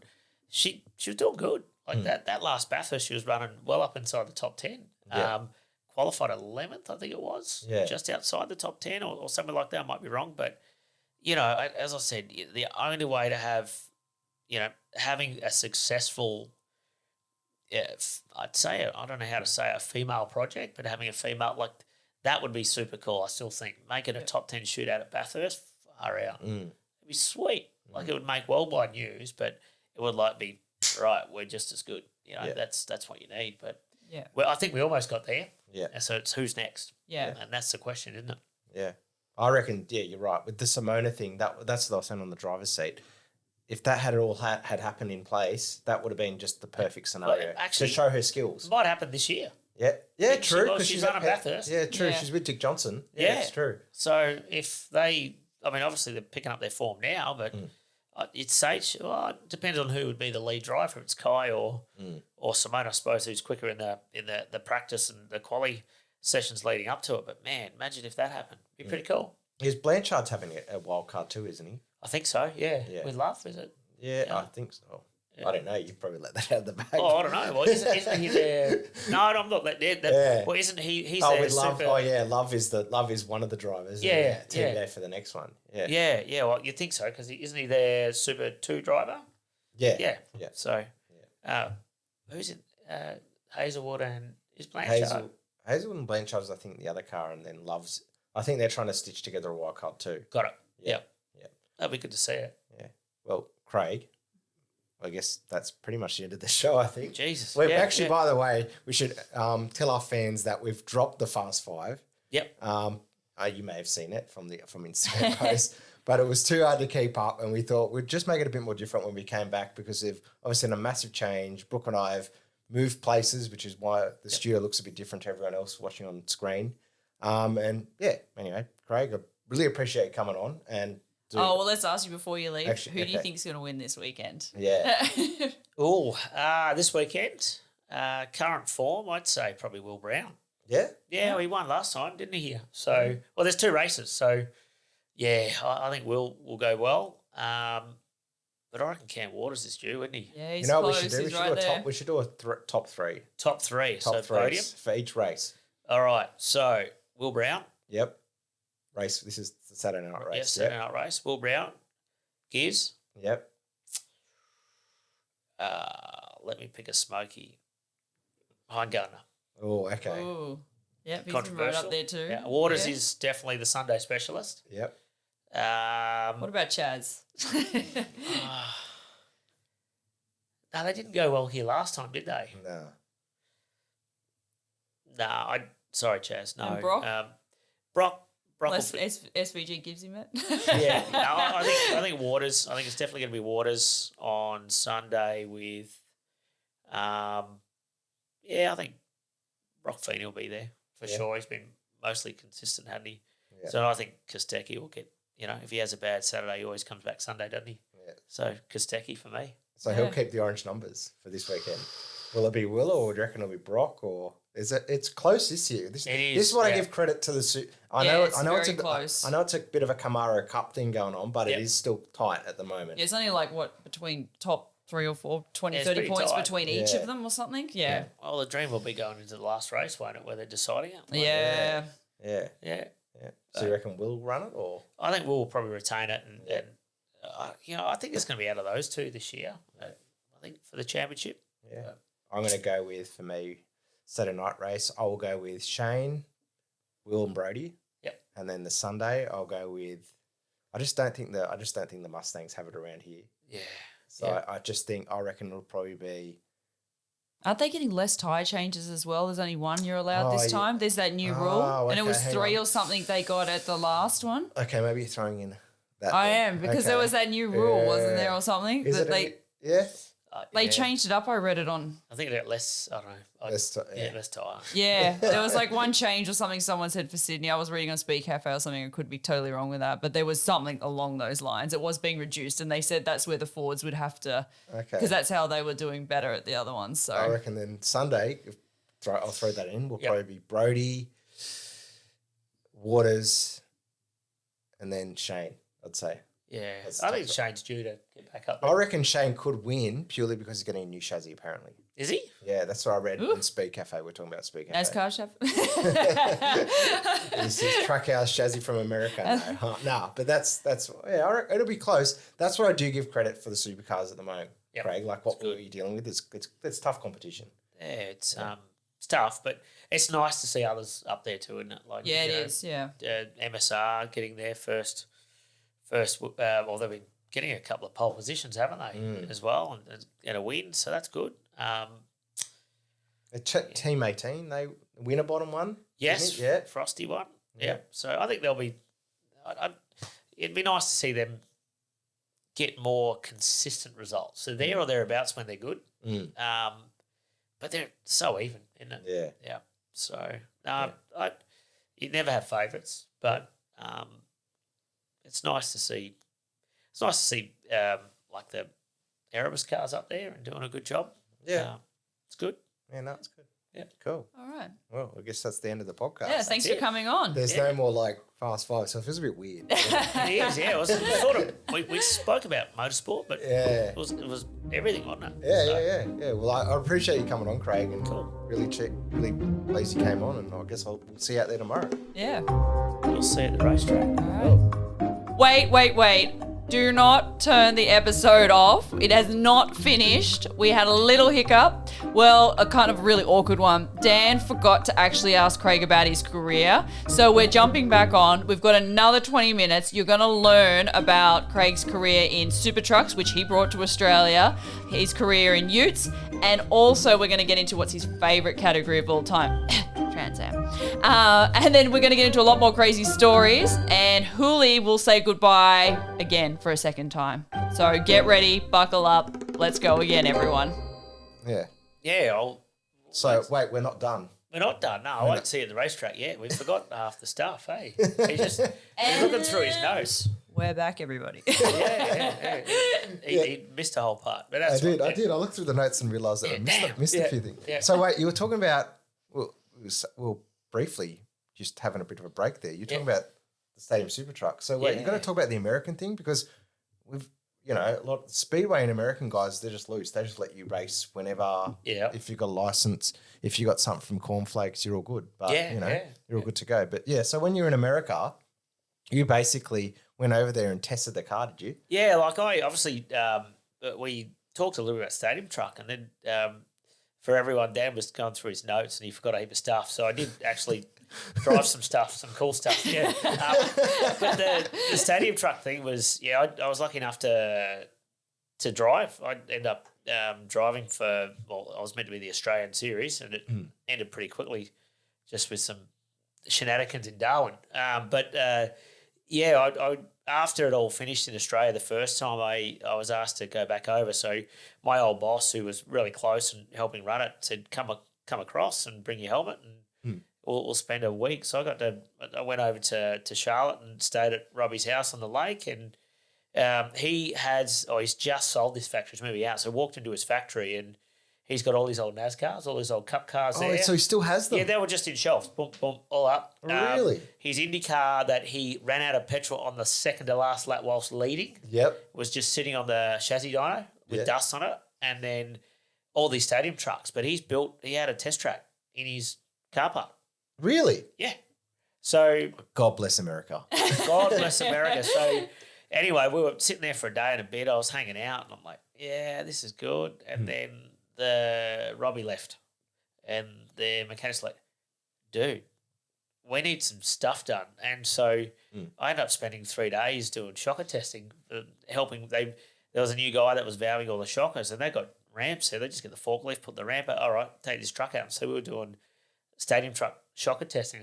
I spent 3 days in the US jumping trucks. It was so cool. And then when it runs out of petrol, just drive it up the gas station. And everyone knew each other. So you could drive the truck through the streets to the gas station. Really? And then he's got this other thing over the back. He's now building these little UTVs, speed UTVs.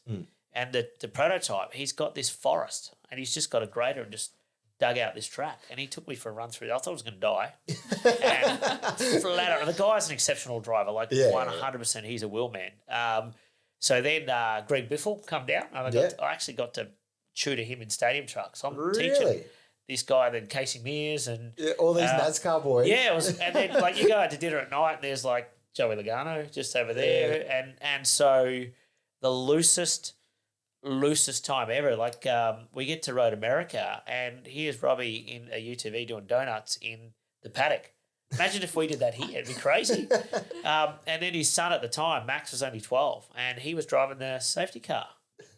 Couldn't reach the pedals, that's all right. Case of water, jammed him up with some rags on his feet. And he's driving the safety car at an IndyCar event. Really? Yeah, full on. Yeah. So holy shit. It's so obviously a very loose. They're loose over there, not OH&S, but it is so much fun because they're just old school. They just love.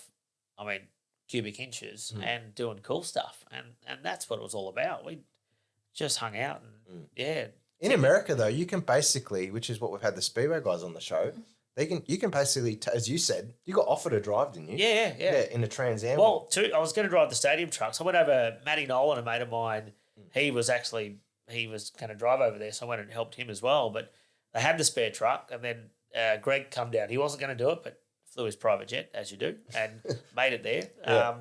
And then there was some Trans Ams there, so I almost got the Guernsey to run a TA1 over there, which is like the TA2 here, but with a different engine. Yeah, right. Because over there, because it's TA1, TA2, TA3, there was, I think, TA1 and TA2 running as supports. So these ones had, so if it was a Chev, it would have a GM engine. If it was a Ford, it would have a Ford engine. And if it was the Chrysler, it would have a Hemi engine, I think it is. So slightly different. They had bigger wings on them, but super cool. Yeah, really cool. That's where I first saw them over there. Yeah, So what year was this around? This was 17, 18. Okay, yep. So everyone knows this is pretty recent and this still happens in America. Yeah. You know, this isn't like the 80s or anything if people are listening, Yeah. But like that whole stadium truck experience, to bring them over, and then I still remember the first test in one. I wasn't driving them at all, and then I was flying up to Gold Coast to work, and they're like, well, there's a spare truck and we need someone to drive it. And to get your head around hitting that ramp. And so the first one you back off. And because it's all sorts of wrong. And then Robbie's like, can we swear on this? Yeah. You can say whatever. Fuck, dude. What the fuck, you pussy? That's exactly what he said. And so he taught you. You actually, when you drive it, it's like a motorbike. Yeah. So you want a little button off, and then as you hit the ramp, hit the accelerator, and in the air, you either hit the brake or hit the throttle to drop the back or pitch the nose. So, but the biggest thing is the way they service the bushes and the wheels. So wheels are like 46 kilos each. So if one drops quicker than the other, it would turn the truck in the air. So at times you would be looking at the sky or coming down, you'd be almost thinking you're going to front flip and nosedive because the things would move around in the air. And they were the scare. I still remember telling my wife, I'm driving this because I didn't tell her, and I went up to Gold Coast and went out to Norwell for half a day, and they said, yep, you'll be right. And I texted her all the passwords for every account, everything, because I said, I think I can die in one of these. The only thing I thought I could die in. And it's not a bad thing to say. Obviously, everything's dangerous, but they were, the only thing I've ever driven that put a massive smile on my face, but scared the shit out of me at the same time. Yeah, right. Because I was so out of my depth, and it took me a while. I was disappointed that it didn't hang around because it wasn't until after probably spending time in the US where I actually learned how the craft of driving it. Yeah, because are they one gear? No, they're like an Aussie 4-speed, like a 1, 2, 3, like a. So the gears go up like that? Yeah, and then they got a little wand, a little handbrake. Yeah, to rotate them. Yeah, so it for someone, and you drove them with 2 feet as well, and the brakes were shit house on them. Every American car, heaps of horsepower, no brakes. And so it was. They were so daunting to drive, but once you got a head around the style, like I was telling you before, with Adelaide, I secretly snuck my car home because I worked for Adelaide and they were in containers. I might have got the trailer and brought one home, and I got an engineer to come and fully go through it. And we set this thing up like a race car, and it was a friggin' weapon. Like it was the fastest thing out there, but overnight it miraculously got detuned. But, when they're in the window and you're at one with it, they were just just amazing. Like such a great experience. So did you figure out with the engineer how to make them land like straight in a way instead of like downwards? Yeah, the secret was the land and the throttle pickup without any bounce. If you had bounce front wheels, you think about two 46 kilo wheels, so essentially 90 kilos. Yeah. Of weight, ballast weight, that would be lifting up and down. You'd lose and that's where the guys like Brabs and that was so good. They were doing it all the time, every weekend. They would just smoke you on the landing. But the other thing you got, if you were compromised in the air, little things like having to hit the throttle when you land, like it was, out of control. Man, it was for a traditional racer to go and do that. And look, Paulie Morris did a great job, but it took him a while as well. And he was onto it. He's the smartest guy ever. We knew Robbie had Robbie's car, and then the rest had their cars. So I remember one day he swore black and blue that the car wasn't good. This was in Darwin, in the last race.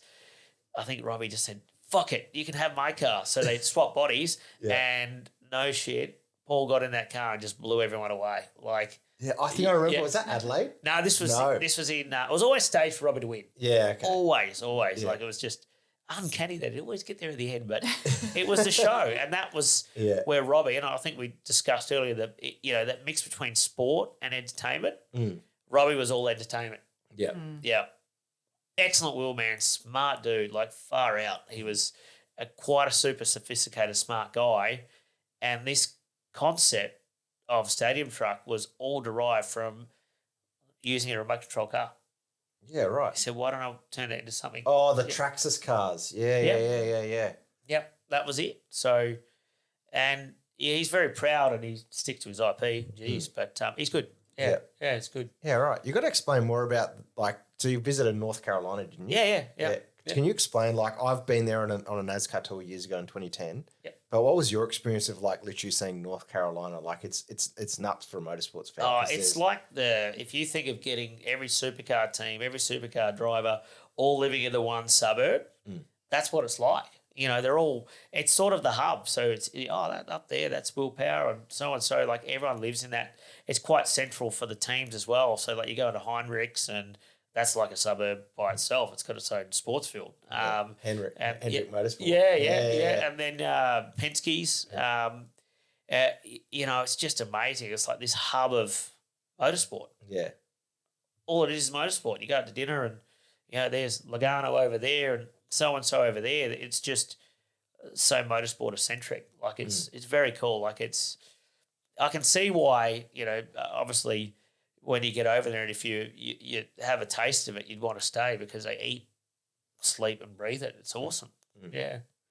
We're talking about Aussie race cars too, which I did miss in my notes again. Yep. I seem to I got so involved in the conversation before that now we're back here again. But anyway, talking about Aussie racing cars because you briefly raced that for a bit. Yep. You were saying that it's been a great show, but at the same time it hasn't evolved like other motorsports. And you know what? To my take, because I'm a Formula 4 driver, Formula 4 is very much in that similar way with the way the fans take it. So it's great to watch, but it hasn't evolved where Formula Fords now need the halo to stay up with FIA regulations. Do you reckon Aussie race cars need to change anything to make it more, or does it more just be an entertainment sport? It just needs a little bit of a refresh, I reckon. And no disrespect to the guys that run it. Obviously, it's cool, but it's the same, isn't it? It's always the same. So I reckon it needs a freshen up, something to tweak it. Now we've got the Camaros and Mustangs in supercar. Do we update the body and change a little bit of the race format as well? Because it's still very cool, but it's sort of been the same for a while, hasn't it? So it'd be nice to see it have a refresh, I reckon. Yeah. What was your take though when you're racing? So you had to go in a supercar and Aussie race car. Did you see back then any differences or any of that? Did you prefer racing one car to the other back in your heyday? If all the cars you've driven, what's your favourite car that you ever driven? Was it a supercar or was it a Ute or was it Aussie race car? Was it a stadium truck? Trans Am. The Trans Am. Oh, wow. Shit, yeah. And ragging that thing around Adelaide was the funnest thing I've ever done because it was the fastest, but it was loose. It was all basically old school. Feel it through your butt and grab it. Obviously they probably brought a little bit more technique into it now, but they're old school race car. So fast, 4-speed dog box. not a lot of brake, tyre that has grip but that goes away and moves around a lot, and just a freaking cool car. Like that's, I still think it's probably one of my favourite. I drove the ex-Greg Murphy 51 Super Cheap, the VZ, and that was very cool. I did that in the Kumo series. Yeah. And that was fun. That was awesome too. And they're probably the coolest cars I've driven. I mean, the stadium trucks were good. I love my Utes. I'm obviously very biased towards that. But that was, obviously there was. What was your favourite Ute though? Was it the old school Ute or was it the new one? Super Ute or the old school Ute? I reckon 2015-16 spec V8 Ute was the best. It was so competitive. It was the most competitive. Like if you got into the top 16 and then made it into the top 10, you were hustling. I still reckon that was... How many grids? How many 32. 32. Yeah, 16 I thought there was 40 at one time. Nah, not that many. Nah, always there was 16. So 16 Ford, 16 Holden. Yeah, right. Yeah. Are they trying to do something with that now, with the SuperUtes now, like trying to get an equal amount of manufacturers? Because you were saying upstairs that they're trying to obviously bring more Utes in, and now like go-kart chassis, those cars are the better chassis to get. Yep. But they're obviously going to try and build that from, I guess, having the old chassis still on the grid while they have the new ones. And then there's not huge amounts different. I think it's just they've built them and gotten smarter about how they do it. And those updates may filter back down to the older ones, but like obviously our cars are Triton and there's a brand new one that's been released, so we're probably going to have to build new ones. I don't think they'll ever franchise. I think the original model was maybe to have 5 for each manufacturer. And look, don't get me wrong, back in the day when we started the Super Ute program, I was at the head of my own team as well as the category. So I negotiated. We had Holden factory backing, we had Isuzu factory backing, and Mitsubishi factory backing. So 3 manufacturers were investing, and our deal with Mitsubishi was probably better than what maybe some of the supercar teams were getting from their manufacturer backing. So it was bloody good, but it just failed, and there's no two ways about it. It was shit. Not in a bad way. Everything was good there, but the engines, although Craig Hasty did an amazing job, it was the unreliability. We were asking, I think, too much of the engine. And so now I think, and talking with Luke, and we had a lot of work that we did behind the scenes on it, the ideal model is probably 24 would be capacity because they're a bigger car. And we're at 21 on the grid this weekend, but there's actually 23 in captivity. So it's pretty good. Yeah, right. Pretty good. Yeah. Is there a reason, you know how like you said you love Trans Am and there was that period where it wasn't working with the Utes. Was there ever a thought to bring in the Trans Am and to take the spot, like the support category from the Utes and take that over, or was that never just an option to... So there was this Ute of the future that Bill and Craig from Spherex were putting together, and it was essentially a Trans Am with a Ute body on it. Yeah, right. Yeah. Why didn't that take off? No comment? Yeah. Yeah. That's think, I shouldn't say. I think at the time, and this was before my time working with supercars, I think they saw it as a threat. Yeah. Because the Utes were so strong to bring a better product out again. Potentially it was a threat. Maybe. I don't know. But it was squashed. And that was probably the start of the demise of where the Utes went. Yeah. So I think there are 8 already paid for, and they were developing a chassis out of. It was essentially, the touring car over in the NZ touring cars. Yep. It was essentially like a hybrid between a Trans Am and a space frame with a Ute body on it. Yeah. Okay. Yeah, and they'd have a 4-speed. They were essentially a Trans Am, 4-speed dog box. Kim James was at the top of it, and he's an old NASCAR nut, and he had the recipe right. Yeah. It was going to be pretty epic. Like, we're all invested. Like, we'd all committed. I'd actually was working with Volkswagen, and we were pretty close to getting backing from Volkswagen because we could put bodies on them. Yeah. So, we're getting close. This is the stuff that you don't hear. This is what's great. Yeah. It would have been really good. Because there's not there's projects like that, but you hear Viet Sluice brings them out of all these, experimental stuff with supercars, Utes and other stuff that just never come to fruition. Do you know what I mean? Like was the Gary Rogers Ute, V8 Ute back that he built meant to be a Nah, that's a Oh, is- supercar. That's a full-blown supercar. Yeah, It's all the running gear out of one of the HRT cars. Yeah, right. So Yeah. that was never meant to turn into a super, into a super. Nah, that was just, they built it out of all the leftover stuff. a bit like the Sandman that Triple Eight built in a way. Yeah, that was cool. Yeah. Right. And the Monaros obviously were really good too. Yeah. But even like the current Utes now, like the plan is in the future to go to a common chassis. Yeah. So that would make it a little bit cheaper because obviously they run the ladder frame and obviously they're like any production car, it's more expensive when you have a crash. So eventually the aim would be to like bring a V8 or a Super Ute of the future and develop a common chassis underneath, and then you plonk the factory body on, which would be the ideal outcome. Yeah. Yeah. Is there like a start package to like for the Utes, like, you know, Holly's coming this weekend? Yep. It's been a fair few. Yep. Is there like you're saying like you were talking about earlier in the podcast, like a budget to come in straight away? What's the budget for that? You don't have to say the exact number. No, well, Luke's obviously we're always trying to bring new competitors in. The hard so thing say if you wanted me on the grid, Yep. for example. Yeah. Look, I reckon the ultimate thing, arrive and drive, is probably it's under 20 grand for a round. It's Yeah, pretty right. good. Yeah. Yeah, okay. I think it's a good buy. Like you look at where the old Utes were, they were sort of around about. It's obviously all relative to crash damage, but between 18 and 20 grand. Yeah, right. Yeah. 20 grand for the round and you're going. Yeah. Arrive and drive. Yeah, Just right. bring your helmet and go driving. Very different to supercars. Yeah. Super 2 and 3 I'm talking Yeah, about. 6 rounds. Yeah. It's, like you could run a year for, if you did it well, you could run it very cheap. And that was the goal sitting down with Luke when we took it back over was what do we want to do with it? Not that I have a lot to do with it, but I help steer the ship a little bit. Yeah. You need to make it affordable, entertaining and desirable. And we're starting to get there with it. Yeah. All the things it wasn't. It wasn't affordable. It wasn't desirable. It wasn't entertaining. We're now getting it to be affordable, desirable, and entertaining. And you know what? To the SuperUtes credit, I've seen it on their social media, and even I said it myself. The Perth race was great. Yep. I said it to Aaron Borg. Yep. I said to Aaron Borg ages ago, a few years ago, like when COVID hit. There was a few good races there that was mixing it up. So for 20 grand a round, it is pretty good. They're the mottos you should always run by on any category. Yeah. It's got to be affordable. Without competitors, there's no racing. Yeah. Without desire, there's nobody who wants to get in and do it. And then without entertainment, you got no fans. Yeah. So, simple. Cool. Yeah. I guess that'll wrap it up then, I guess. Yeah, we'll Wrapping it finish up this now. up. Wrap it won't up for we? the second time. Yeah, this time it's done. Yeah. Yeah. Well, cheers, Craig, for coming on the podcast, and cheers for sticking around for another half an hour. Yeah, thank you. Yeah.